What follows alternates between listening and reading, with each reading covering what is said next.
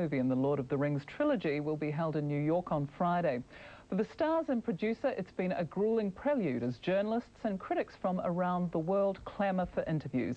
Among those in New York is TV3's reporter Belinda Henley, who got to quiz the leading actors and Peter Jackson about the movie. Peter, you've spent the day doing these media interviews. What's been the response to the film?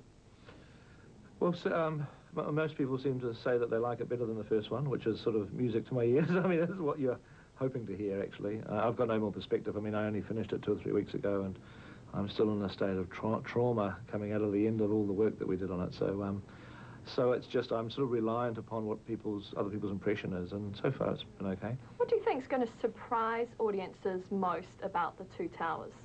I think people will be surprised that it's quite different to The Fellowship of the Ring. I think people have already expressed that, and this is the middle chapter of a trilogy, and it was all shot as one big 9-hour movie, you know, that we've sort of chopped into 3 pieces, and so what I like about it is that the story is continuing, but the structure changes because the three different storylines in this film, you know, the breaking up of the Fellowship, which happened at the end of the last movie, the 3 different plot threads sort of spreading out in different directions, and we're intercutting between the different storylines, which gives this film a very different structure. It's darker than the first film. People come out, you know, the reporters that I've talked to who have seen it, who are just saying they love it more than the first film. They love the character development, they love the humour, you know, they love the fact that it's a more intimate story, yet also they are getting to see some of the broader themes, some of the more heavy themes in Tolkien. You know, the attempted genocide of mankind. Hello, New Zealand. What's the response been so far? They love it.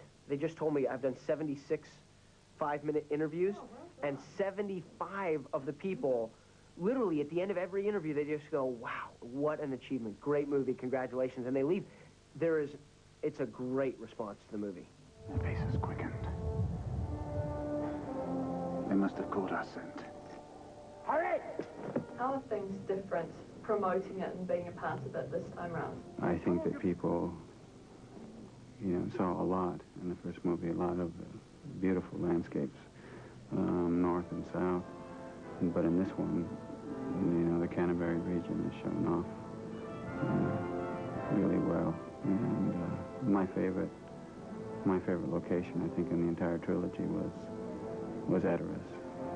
What was so extraordinary about the last premiere in New Zealand was that it was actually the largest premiere that we went to. It was bigger than the world premiere in London.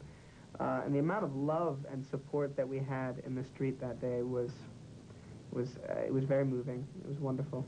Third time round, are we going to see the world premiere in New Zealand? That's what I hear. Can we hold you to that? So can the people of New Zealand... You have my word. My word, so somebody else may break that. Over the past 2 days, Peter Jackson and the cast from Lord of the Rings have done as many as 80 press interviews each. But for them, it's just the beginning. They're then taking the film to Paris, London and Los Angeles before finally bringing the film home for the Wellington premiere on December 18th. Belinda Henley, New York, 3 News.